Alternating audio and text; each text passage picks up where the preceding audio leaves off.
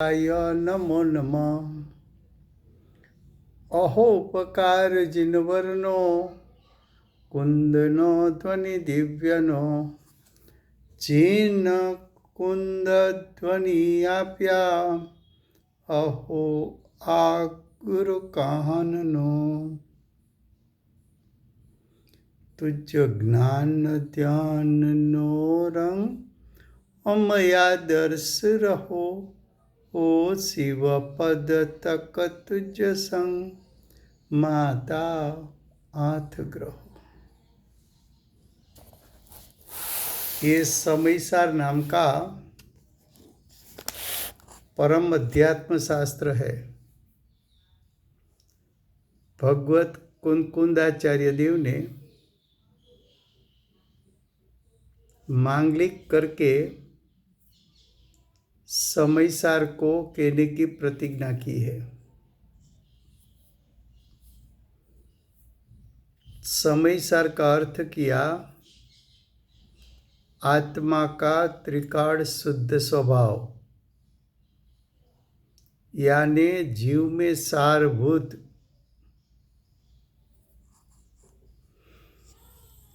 त्रिकाल शुद्ध स्वभाव का अवलंबन लेने से चार गति का नाश होता है, संसार का नाश होता है, पंच परावर्तन का नाश होता है,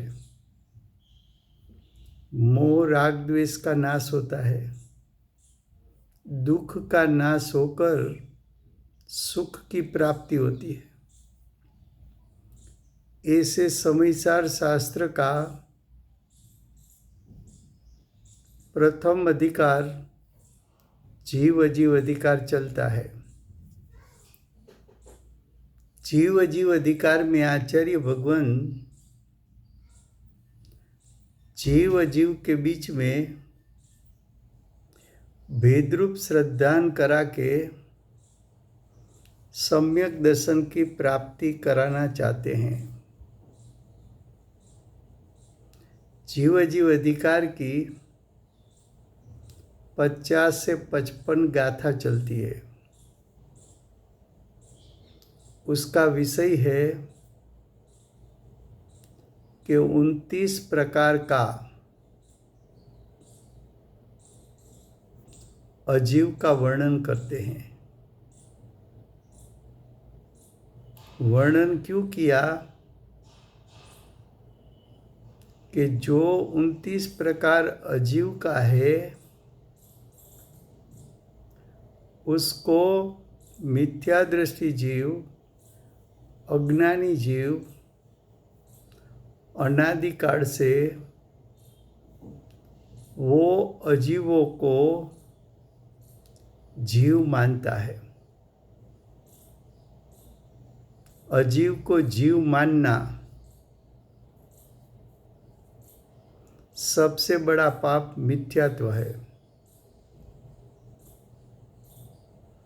अजीव को जीव कहना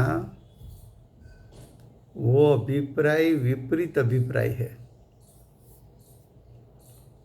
और वो विपरीत अभिप्राय को शास्त्र की भाषा में मिथ्यात्व कहा है, और मिथ्यात्व को अनंत संसार का कारण बताया है। तो अनंत संसार का त्याग करना है तो तुझे मिथ्यात्व का नाश करने के लिए जो 29 प्रकार के अजीव है उसको अजीव के रूप में श्रद्धान करके वो 29 प्रकार के अजीव जीव से भिन्न है, तो दोनों के बीच में भिन्नता का श्रद्धान करके सम्यक दर्शन की प्राप्ति करानी है। 29 प्रकार में से हम 17 बात पूर्ण हुई है। अब 18 बात। स्व पर का एक पना का अध्यास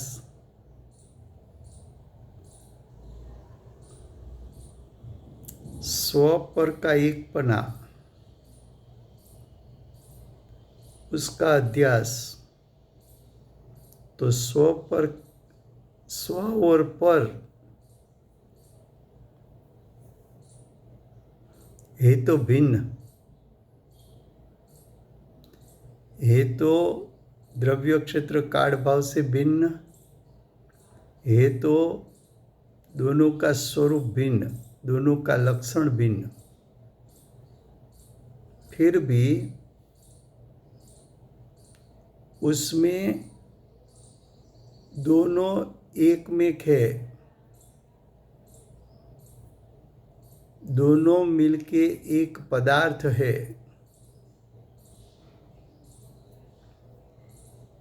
ऐसा अध्यास, ऐसा एकपना का भाव, ऐसा विपरीत अभिप्राय, ऐसा अध्यवसान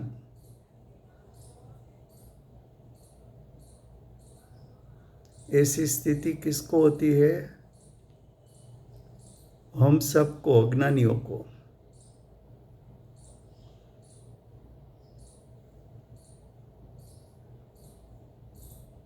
ये 29 प्रकार अजीव का,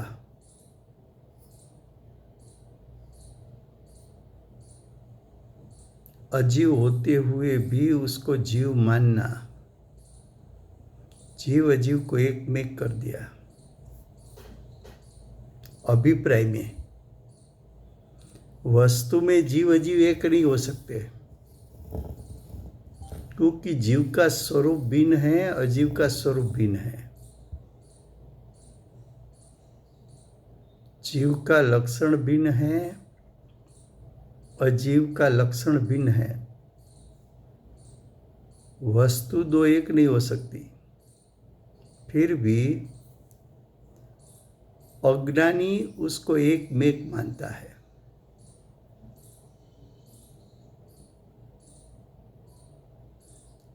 तो जैसे पानी में शक्कर डाली हो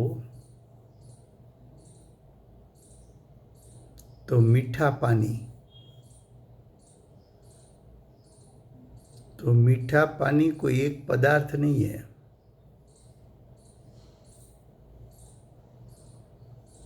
जैसा पानी में शक्कर व्याप गई, फिर भी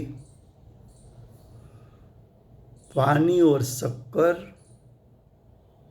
दो पदार्थ द्रव्य क्षेत्र काल भाव से भिन्न हैं। दो पदार्थ का लक्षण भिन्न है। उष्ण पानी, तो पानी का स्वभाव तो शीतल है। उष्णता वर्तमान पर्याय की योग्यता से उत्पन्न हुई, तो पानी का शीतल स्वभाव और पानी की वर्तमान पर्याय में उष्णता, वो तो विभाव है। तो शीतल स्वभाव और उष्णता रूप योग्यता, दोनों का स्वरूप, दोनों का लक्षण भिन्न है। फिर भी मीठा पानी, वहां दो द्रव्य एक में कर दिया। उष्ण पानी, वहां स्वभाव विभाव को एक में कर दिया।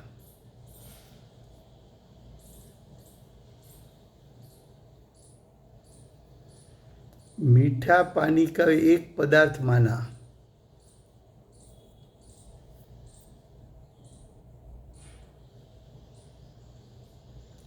उष्ण पानी, वो उष्णता पानी का स्वरूप है ऐसा माना।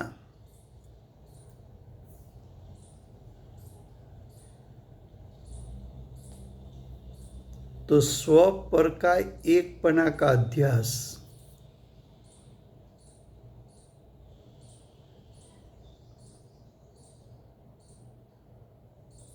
स्व यानी जीव, पर यानी अजीव, दोनों का एकमेकपना का अध्यास, स्व यानी आत्मा का शुद्ध स्वभाव, पर यानी पर के लक्ष्य से उत्पन्न हुआ मोह राग द्वेष विभाव। तो स्वभाव विभाव दोनों का एक मेघपना का अध्यास,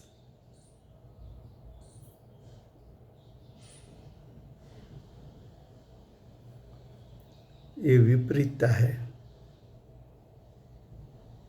ये मिथ्यात्व है,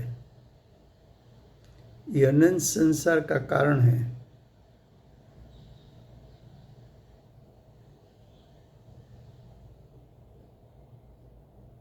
तो स्व पर की एकपना का अध्यास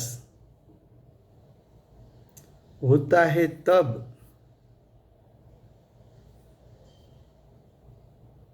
जब तू मिथ्यात्व में खड़ा है, तू अध्यवसान में खड़ा है, तब विशुद्ध चैतन्य परिणाम से, विशुद्ध परिणाम किसको कहते हैं? तो कि आत्मा का स्वभाव तो शुद्ध है, उसका अवलंबन लेकर, शुद्ध स्वभाव का अवलंबन लेकर जो परिणाम में शुद्धता प्रकट हुई, उसको यहाँ विशुद्ध परिणाम कहना है।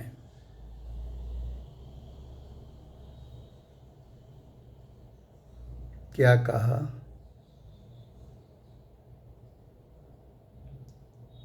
पहला प्रथम मिथ्यात्व का स्वरूप बताया, विपरीतता का स्वरूप बताया, अध्यवसान बताया। अब जीव का असल स्वरूप, जीव का त्रिकाल शुद्ध स्वरूप, उसका अवलंबन लेकर जो परिणाम उत्पन्न होता है, स्वभाव का लक्ष्य करके जो परिणाम उत्पन्न होता है, आत्म स्वभाव पर दृष्टि पड़ने से जो परिणाम उत्पन्न होता है, आत्मा के शुद्ध स्वभाव में एकाग्रता करके जो परिणाम उत्पन्न होता है, उसको विशुद्ध परिणाम कहा। तो देखो, विशुद्ध परिणाम से भिन्न जिसका लक्षण है,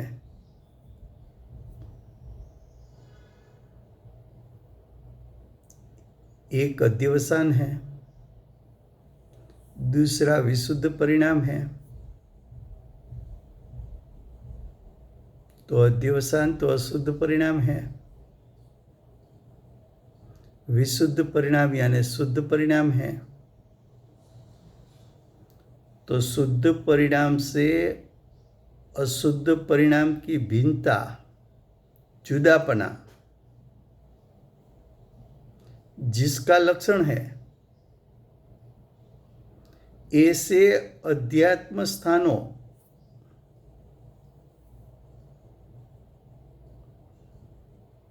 अध्यात्म स्थानों का अर्थ है जो जिसका त्याग करने योग्य हो, ऐसा विभाव, जो त्याग करने जैसा हो ऐसा अध्यवसान, जो त्याग करने जैसा है वैसा मिथ्यात्व, उसको अध्यात्म स्थानों कहा है। तो अध्यात्म स्थान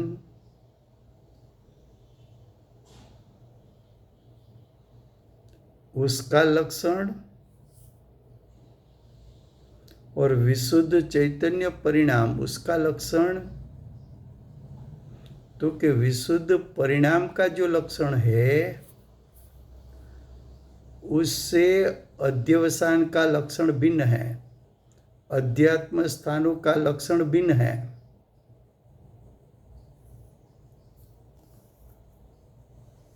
फिर से गुजराती में आचार्य भगवान ज्ञायक स्वभाव की ओर ले जाना चाहते हैं। प्रथम तो बाहर की बात बताई थी, परद्रव्यों, शरीर। રાજુભાઈ ગુજરાતી થાય।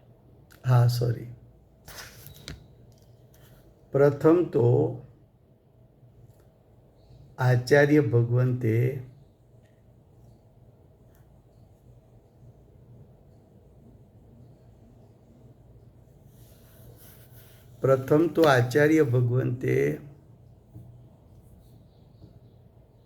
आत्मा परथी जुदो छे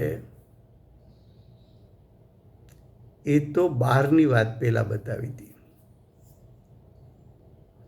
परद्रव्यो जुदा छे, परिग्रहो એટલે કે અબદ્ધ નો કર્મ જુદા છે, શરીર એટલે બદ્ધનો કર્મ જુદું છે, 5 ઇન્દ્રિયો જુદી છે, દ્રવ્ય મન જુદું છે, કર્મો જુદા છે। એ બધી તો બહારની વાત હતી।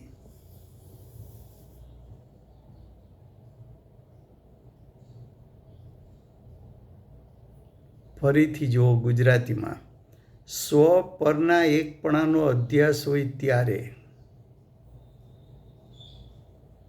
સ્વ પરને એક મેઘ માનવું,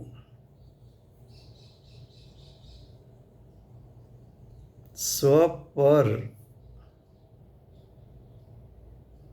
ભિન્ન પદાર્થ બે હોવા છતાં પાણીના પૂરા ભાગમાં સાકર વ્યાપેલી છે। બોલે છે મીઠું પાણી, મીઠું પાણી એટલે એક પદાર્થ માને છે। શરીરના પૂરા ભાગમાં ચૈતન્ય સ્વભાવી આત્મા વ્યાપેલો છે। तो शरीर अने चैतन्यमयी आत्मा ए बे भिन्न पदार्थ है। तेम छतां जेम मीठू पाणी बोल्यो एम हूँ मनुष्य छूं, मनुष्यपणाने एक पदार्थ माने छे।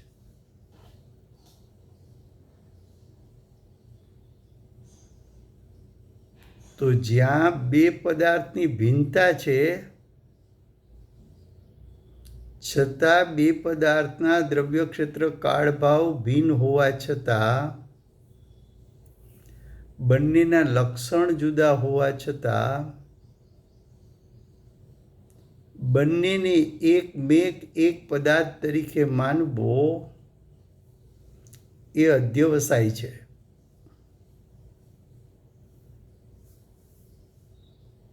એ મિથ્યાત્વ છે। અથવા સ્વભાવ અને વિભાવ।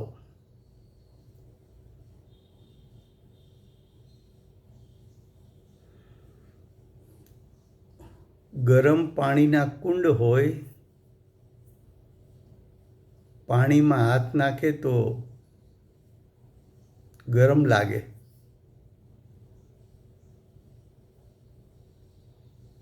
ઉષ્ણ લાગે,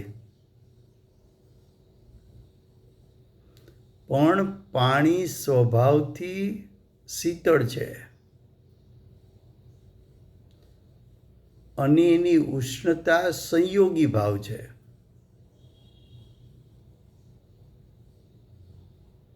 એ પાણી એવા રસાયણ સાથે સંયોગમાં આવે છે કે જેનાથી પાણી ઉષ્ણ રહે છે.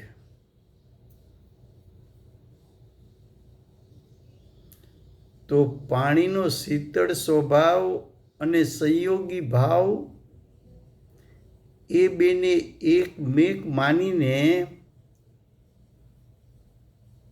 આ ગરમ પાણીનો કુંડ છે. આ પાણી ઉષ્ણ છે.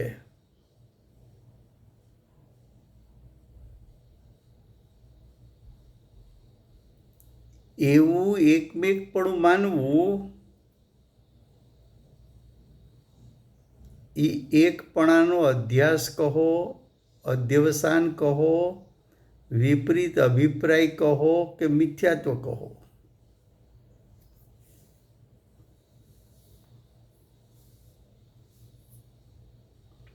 ખરેખર સંયોગી ભાવ અને સ્વભાવ બેના લક્ષણ જુદા છે.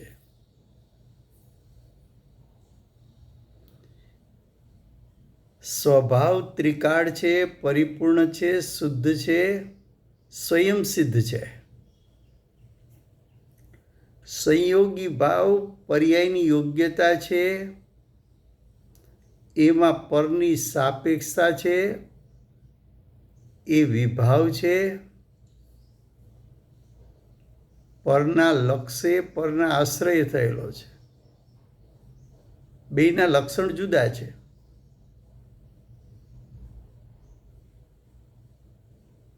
અંતરંગ ભેદ જ્ઞાન કરવા માટે છે. અંતરંગમાં ભેદ જ્ઞાન કેમ કરવું?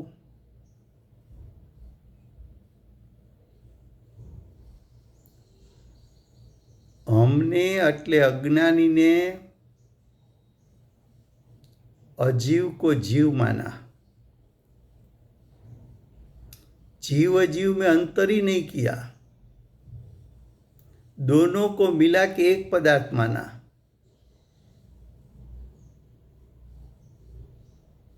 तो आचार्य भगवंत वो एक वस्तु नहीं है, दो वस्तु है और दोनों भिन्न है. उसका स्वरूप बताकर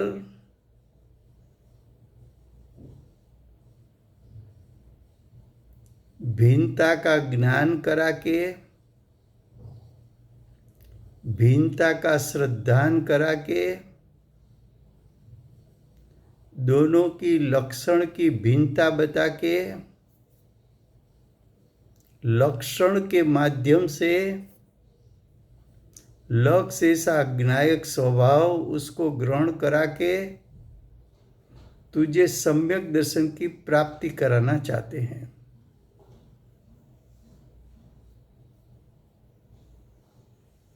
શું કહ્યું? સ્વ પરના એકપણાનો અધ્યાસ હોય ત્યારે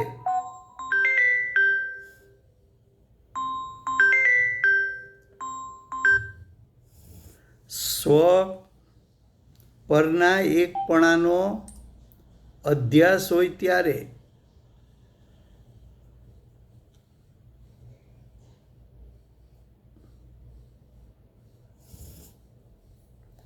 હવે આગળ કે છે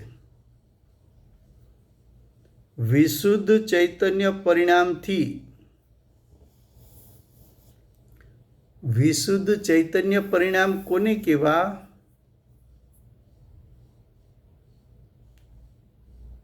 તો કે જીવનું અસલ સ્વરૂપ એ તો ત્રિકાળ શુદ્ધ છે.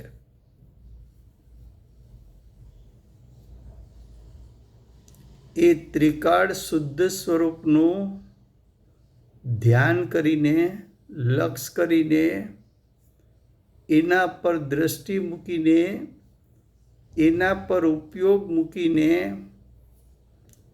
જે પરિણામ પ્રગટ થાય એને વિશુદ્ધ પરિણામ કહેવાય છે,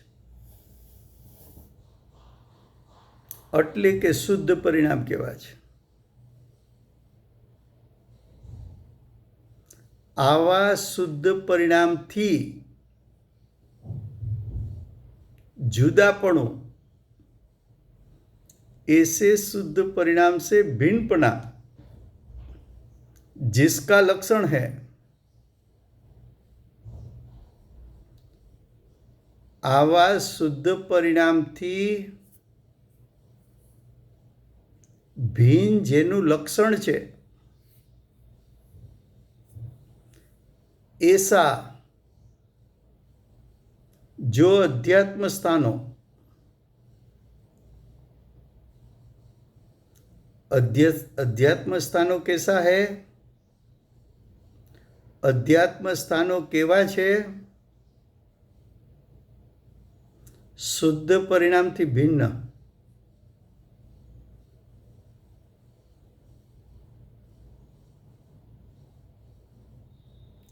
अध्यात्म स्थानों एटले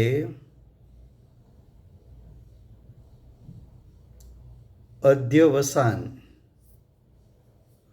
अध्यवसान एटले मिथ्यात्व.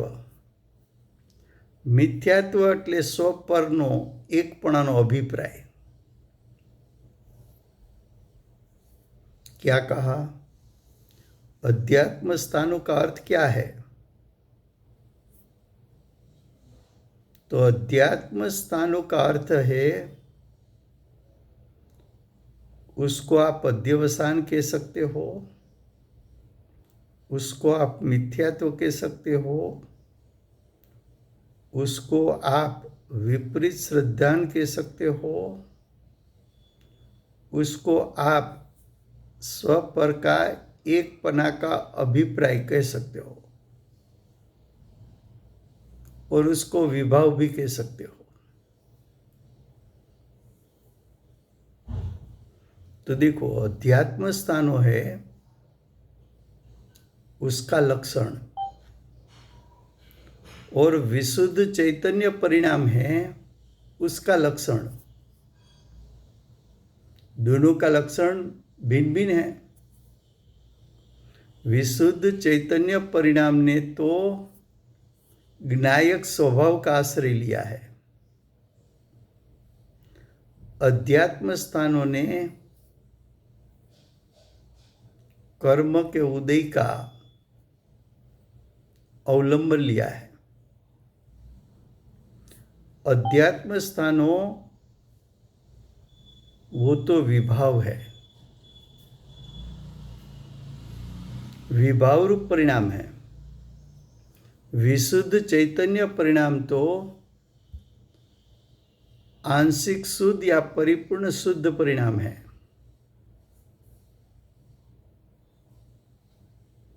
जब विशुद्ध परिणाम उत्पन्न होता है तब अध्यात्म स्थानों उत्पन्न हो नहीं सकते. इसलिए वो विशुद्ध चैतन्य परिणाम से भिन्न है.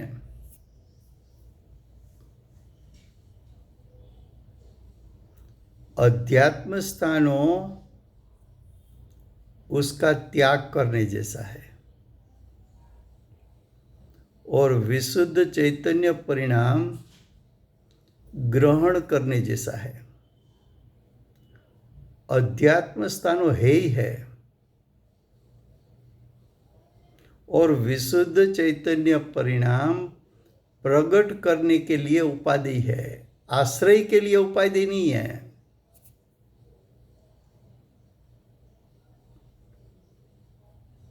क्या कहा? विशुद्ध चैतन्य परिणाम प्रकट करने के लिए उपाधि, ग्रहण करने जैसे, लेकिन आश्रय करने के लिए विशुद्ध चैतन्य परिणाम भी है ही है, उसका आश्रय लेने जैसा नहीं है. उसका अर्थ क्या कि विशुद्ध चैतन्य परिणाम भी क्षणिक है, वो पर्याय है, अनित्य है, क्षणिक है, एक समय का है। जो एक समय का हो, क्षणिक हो, उत्पाद व्यय वाला हो, अनित्य हो, उसका ध्यान नहीं हो सकता। तो ध्यान करने के लिए विशुद्ध चैतन्य परिणाम भी है ही है। ध्यान करने के लिए तो उपादेय ग्रहण करने जैसा सिर्फ ज्ञायक स्वभाव है।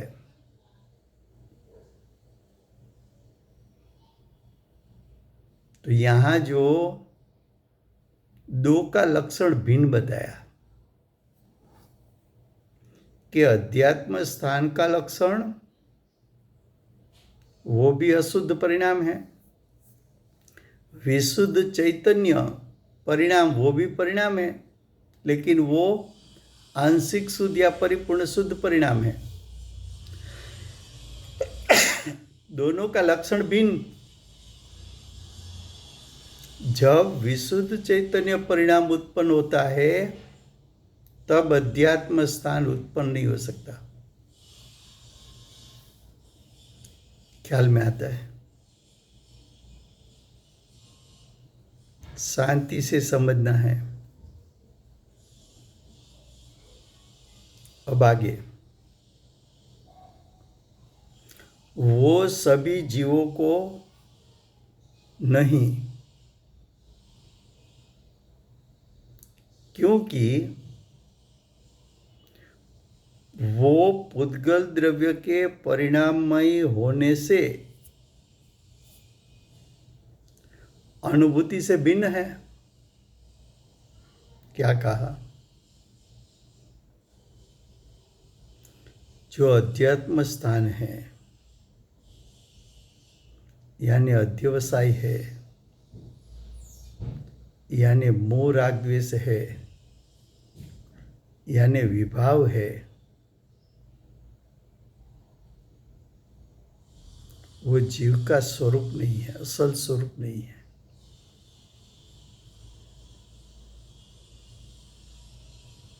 उसकी उत्पत्ति जीव के स्वभाव के आश्रय से नहीं होती। उसकी उत्पत्ति पुद्गल द्रव्य का लक्ष्य करने से, कर्म का उदय में जुड़ने से, पांच इंद्रिय के विषयों में जुड़ने से उसकी उत्पत्ति होती है। ज्ञायक स्वभाव में जुड़ने से वो नहीं उत्पन्न हो सकता।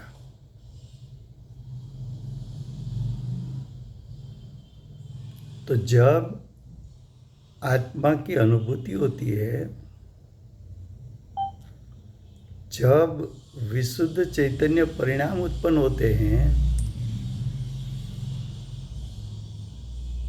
तो अनुभूति के काल में, विशुद्ध चैतन्य परिणाम के काल में अध्यात्म स्थानों उत्पन्न ही नहीं हो सकते। लेकिन पहले थे। जब शुद्धता प्रकट हुई तब प्रकट नहीं हो सका। इस कारण से अध्यात्म स्थानों का त्याग किया, ऐसा कहने में आता है।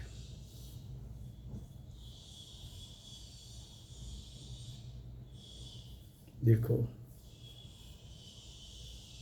हमें कभी मालूम ही नहीं होता कि हम अध्यात्म स्थानों में कब चले जाते हैं। लोग बोलते हैं ना कि वो तो बम्बई में आए तभी हमारे घर पर हमने उसको 3 साल रखा, बाद में आगे आ गया। अगर हमने उसको हमारे घर में रहने नहीं दिया होता तो वो बम्बई में रह नहीं पाता।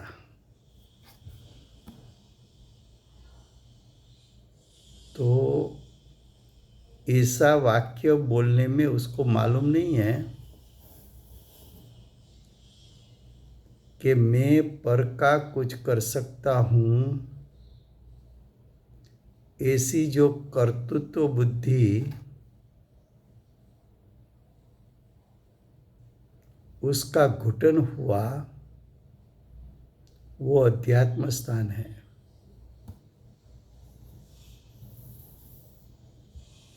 उम्र हो गई, फिर बोला सब पैसा मैंने तो बेटे को दे दिया। पैसा पर पदार्थ है और पर पदार्थ का आना जाना पर पदार्थ के कारण है। तो पर पदार्थ को ग्रहण नहीं कर सकता, त्याग नहीं कर सकता। फिर भी अंदर में अभिप्राय है कि मैंने ये धन को छोड़कर बच्चे को दे दिया।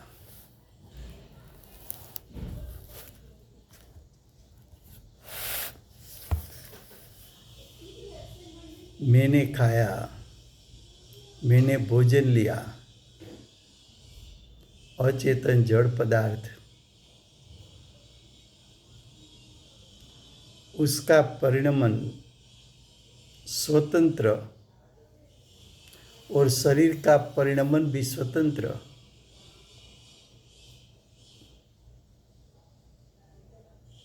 लेकिन उसकी स्वतंत्रता का स्वीकार नहीं किया।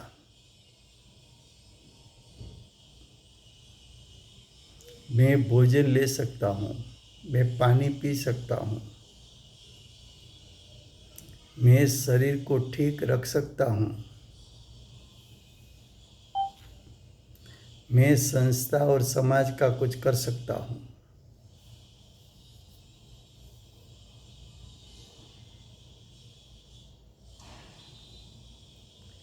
ये सब अभिप्राय अध्यात्म स्थानों है।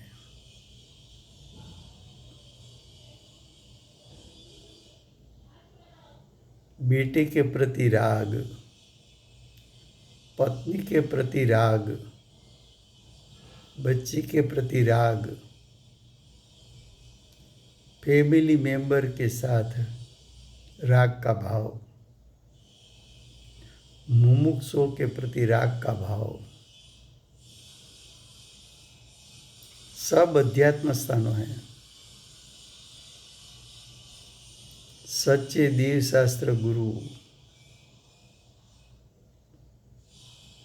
उसमें भी ये अभिप्राय करना कि देव शास्त्र गुरु उसका निमित्त मिलेगा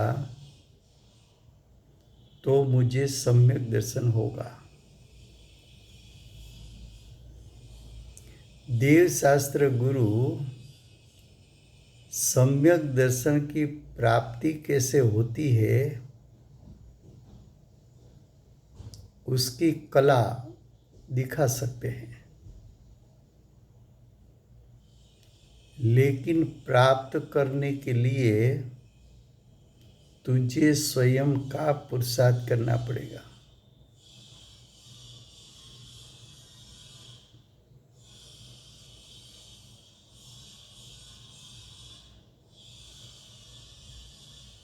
कर्म का उदय तुझे सुखी दुखी नहीं कर सकता।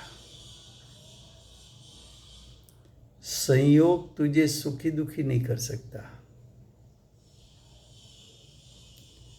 मुनियों को उपसर्ग वो मुनियों की ध्यानस्थ अवस्था को चलित नहीं कर सकता। ध्यानस्थ अवस्था चलित तब होती है कि जब मुनिराज का पुरुषार्थ कम हो जाता है तो ध्यानस्थ अवस्था छूट जाते हैं, तो ज्ञायक से च्युत हो जाते हैं। लेकिन ज्ञायक से च्युत हुए उसमें कारण उपसर्ग नहीं है, स्वयं का पुरुषार्थ कारण है। पुरुषार्थ की मनता हुई, स्वभाव से च्युत हो गए।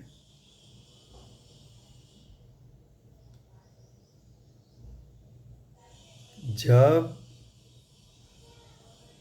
दृष्टि ज्ञायक पर गई, उस समय जो उपयोग बाहर से समेट कर ज्ञायक स्वभाव की सन्मुख हो गया, उस समय का उपयोग ने जो ज्ञायक का स्वरूप को जाना, तो वो त्रिकाल शुद्ध ज्ञायक का स्वरूप ये अध्यात्म स्थानों से भिन्न है। अध्यात्म स्थानों उसने अनादि से आज तक ज्ञायक में प्रवेश किया नहीं है। आज भी मेरा ज्ञायक सोने जैसा परिपूर्ण शुद्ध जैसा है वैसा है। और जो दृष्टि ने ज्ञायक को विषय बनाया, तो दृष्टि में ऐसा एहसास हुआ कि मेरा ज्ञायक जो परिपूर्ण शक्ति रूप सामर्थ्य वाला है, वो परिपूर्ण शक्ति रूप सामर्थ्य अनादि से आज तक जैसा था वैसा ही है, उसमें उन्हीं आँच आई नहीं है।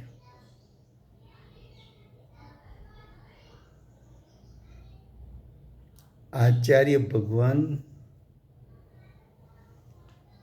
ऐसा दिखाना चाहते हैं कि अनुभूति के काल में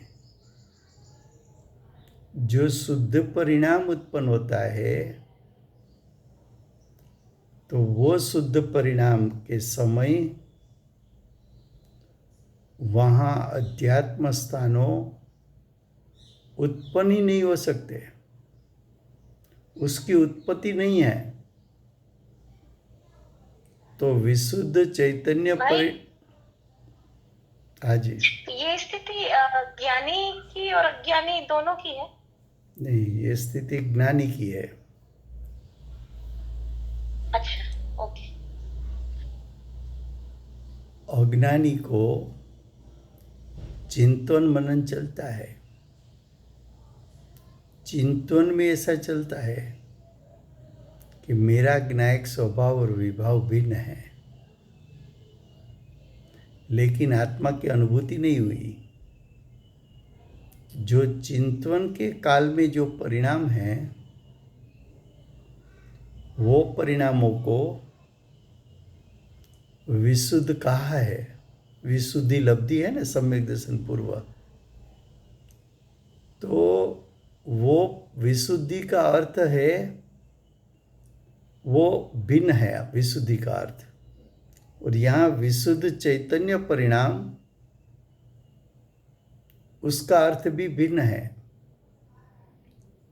जो जीव आत्मसन्मुख होता है और क्षोभसम लब्धि में से विशुद्धि लब्धि में आता है, तो विशुद्धि लब्धि इसलिए कहा कि सविकल्प दिशा में ज्ञायक स्वभाव की महिमा बढ़ती जाती है और स्वभाव की गौणता होती जाती है सविकल्प दिशा।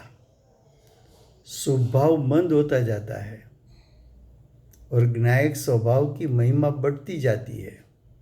तो ज्ञायक स्वभाव की महिमा का चिंतन के कारण जो स्वभाव सहज मंद हो जाता है, और उसमें ये जो चिंतन का भाव है, तो मैं चिंतन कर रहा हूँ ऐसा विकल्प नहीं है। ज्ञाय की महिमा का विकल्प है, लेकिन ज्ञाय की महिमा का विकल्प के काल में ऐसा शुभ भाव मुझे लाभ का कारण है ऐसा अभिप्राय नहीं है, तब विशुद्धि लब्धि कहने में आती है। अभी भी सम्यक दर्शन तो हुआ नहीं, चिंतन का काल है। अशुभ परिणाम को तो गौण किया,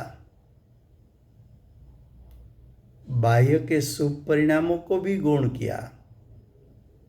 बाहर में सच्चे देव शास्त्र गुरु का अभिषेक पूजा का भाव, शास्त्र के आधार पर स्वाध्याय का भाव, वो सभी को गौण कर दिया।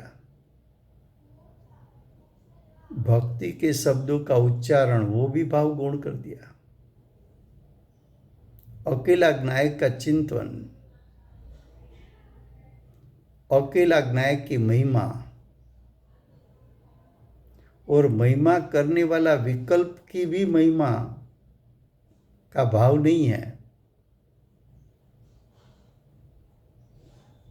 वो धारा प्रवाह रूपे ज्ञाय की महिमा बढ़ती जाती है, तो एक लब्धि में से दूसरी, दूसरी में से तीसरी, तीसरी में से चौथी लब्धि और पांचवें में प्रवेश करता है, तब तो महिमा का जोर इतना है कि वो लब्धि के अंत में सम्यक दर्शन प्राप्त होने वाला है। पांचवें में प्रवेश किया तो अवश्य सम्यक दर्शन प्राप्त करके खड़ा होगा। वो विशुद्धि लब्धि, वो तो शुभ परिणाम है, मंद परिणाम है, ज्ञाय की महिमा वाला परिणाम है। यहां तो विशुद्ध चैतन्य परिणाम तो शुद्ध परिणाम लिया है। ऐसा शुद्ध परिणाम होता है साधक को, चाहे सम्यक दृष्टि हो, चाहे श्रावक श्राविका अर्जी का हो, चाहे मुनि हो, चाहे श्रेणी आरोहण करने वाले मुनि हो। उसको जब विशुद्ध चैतन्य परिणाम उत्पन्न हुआ तो उस समय स्व पर की एकता का भाव छूट गया है, स्वभाव विभाव की एकता का भाव छूट गया है। इसलिए अध्यात्म स्थान तो उत्पन्न हुए नहीं है। तो मेरी अनुभूति से दर्शन मोह तो भिन्न है, लेकिन चारित्र में जो राग द्वेष उत्पन्न होता है, क्योंकि साधक दशा है, आंशिक शुद्ध परिणाम है, आंशिक अशुद्ध परिणाम है। तो जो आंशिक शुद्धता के काल में अशुद्ध परिणाम भी है, फिर भी शुद्धता और अशुद्धता, जितनी शुद्धता है उसका ज्ञान और जितनी अशुद्धता है उसका ज्ञान भी ज्ञानी को होता है। और वो ज्ञान में भी ये शुद्धता है वो अशुद्धता नहीं है, और अशुद्धता है वो शुद्धता नहीं है, उसका भी विवेक ज्ञान में वर्तता है।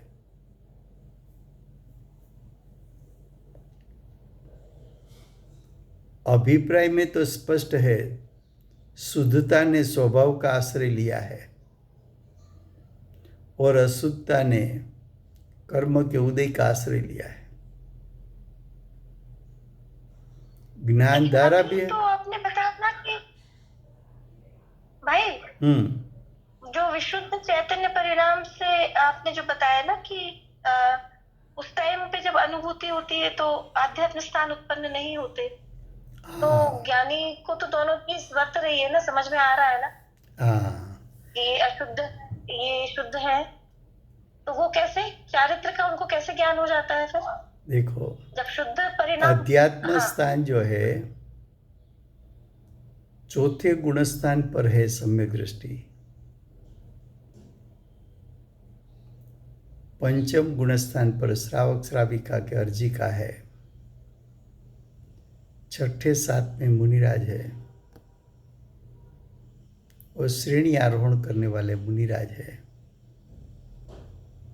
सबके परिणाम का प्रकार भिन्न भिन्न है।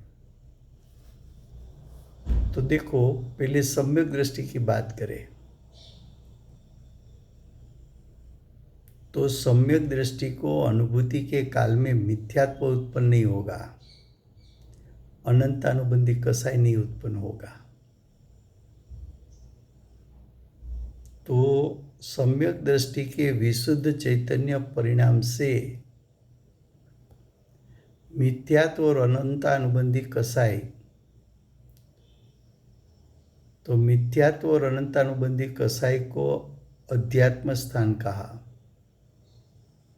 उसकी भिन्नता तो वो तो उत्पन्न ही नहीं हुए। अब सम्यक दृष्टि को अप्रत्याख्यान प्रत्याख्यान संज्वलन कसाई है, उसका राग द्वेष उत्पन्न होता है। तो शुद्धता से ये मोह राग द्वेष का स्वरूप भिन्न है, ऐसा विवेकी ज्ञान होने से उसको भी विशुद्ध चैतन्य परिणाम से भिन्न बताया। विद्यमान है लेकिन ज्ञान में कैसा है, तो कि ज्ञान में विशुद्ध चैतन्य परिणाम ग्रहण करने जैसे हैं और जितने अशुद्ध परिणाम चारित्र का दोष है वो त्याग करने जैसा है, ऐसा अभिप्राय के साथ ज्ञान वर्तता है। हमें तो ऐसा होता नहीं है। बराबर आया समझ में। बहुत अच्छी बात बताई है 2 लाइन में।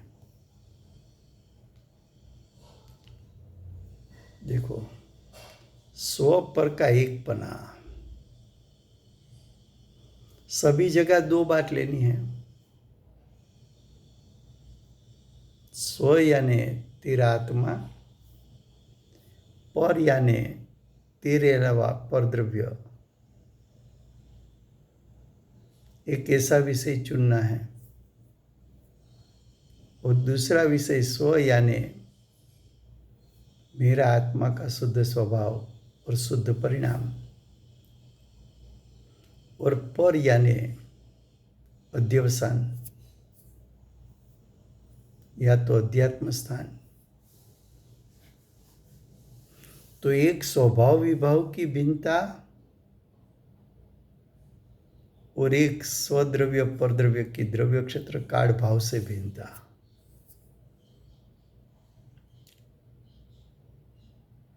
दोनों तो कहीं भी एकत्व करेगा, परद्रव्य के साथ एकत्व करेगा तो भी अध्यवसान उत्पन्न होगा, और विभाव में एकत्व करेगा तो भी अध्यवसान उत्पन्न होगा। गुरुदेव ने कहा ने, राग का राग, तो राग का राग उसको भी मिथ्यात्व कहा। तो कि राग का राग किसको कहे, तो कि राग करने जैसा है ऐसा अभिप्राय, उसको राग का राग कहते हैं। देखो, हम करते हैं राग, अध्यात्म शास्त्र पढ़ते हैं तब बोलते हैं कि राग छोड़ने जैसा है। सच्ची बात बताओ, कुटुंबी जन के प्रति राग है कि नहीं है?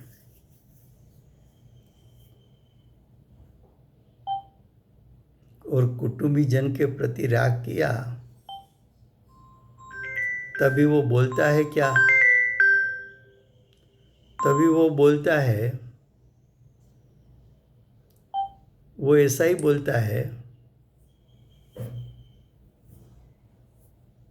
कि कुटुंब के प्रति तो राग होगा ही ना, तो उसको राग करने जैसा लगता है। राग नहीं, कोई भी कसाई हो उसको करने जैसा लगता है। किसी पर क्रोध किया तो उसके बाद बोलेगा, कोई बोले कि क्रोध नहीं करना चाहिए, नहीं नहीं उसने ऐसा किया, वो तो वही भाषा में समझेगा, उसको तो 2 शब्द कहना चाहिए। तो क्रोध करने जैसा लगा कि छोड़ने जैसा लगा। ये जो अभिप्राय में सब प्रकार के कसाई करने जैसा लगता है, वो सब अध्यात्म स्थानों हैं। ऐसा ज्ञानी को नहीं होता। तो समय हुआ है, यहाँ तक रखते हैं। अगली बार नेक्स्ट चलेगा।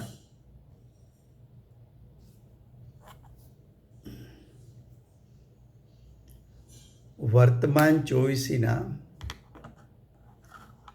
આખરી શાસન નાયક, દિવ્ય ધ્વનિના દાતાર, બાલ બ્રહ્મચારી મહાવીર ભગવાનનો જય હો। મહાવિદ્ય ક્ષેત્રે બિરાજતા પ્રથમ તીર્થંકર, ધર્મ ધુરંધર, અનંત ચતુષ્ટયના ધારક, દિવ્ય ધ્વનિના દાતાર, શાસન ઉપકારી શ્રી સિમંદર ભગવાનનો જય હો। કડીકાળ સર્વજ્ઞ, કેવળ જ્ઞાની તળેટીમાં બેઠેલા પ્રમત અપ્રમત ગુણસ્થાનધારી, આગમના રચયિતા ભગવત શ્રી કુંકુંદાચાર્ય દેવનો જય હો। વર્તમાન કાળે જીવ અજીવનું વેદજ્ઞાનનું સ્વરૂપ સમજાવનાર, તીર્થના નાયક, તીર્થના સ્થાપક, તીર્થના પ્રવર્તક, પરમ કૃપાળુ શ્રી સદગુરુદેવનો જય હો। પૂજ્ય ગુરુદેવનો નવભવનો મહિમા બતાવનાર, સ્વાનુભવયુક્ત, જાતિસ્પણ જ્ઞાનયુક્ત પ્રસમમૂર્તિ ભગવતી માતનો જય હો। સમ્યક દર્શનની પ્રાપ્તિમાં નિમિત્તરૂપ જીનવાણી માતનો જય હો। પૂજ્ય ગુરુદેવ અને માતાજીની સાધના ભૂમિ સુવર્ણપુરી ધામનો જય હો। સુવર્ણપુરી ધામમાં બિરાજમાન થયેલા જંબુદીપસ્ય સર્વે જિનેન્દ્ર ભગવાનનો જય હો। 24 તીર્થંકર પૂર્વે મોક્ષે જનાર શ્રી બાહુબલી ભગવાનનો જય હો। વર્તમાન ગુરુ અને ધાતુકી વિધિ ક્ષેત્રના ભાવિ તીર્થંકર શ્રી સૂર્યકીર્તિ ભગવાનનો જય હો। શ્રી સૂર્યકીર્તિ ભગવાનના સમૂહ શરણના મુખ્ય ગણધર શ્રી દેવેન્દ્ર કીર્તિ ગણધર ભગવાનનો જય હો। પરમ દિગંબર જૈન ધર્મનો જય।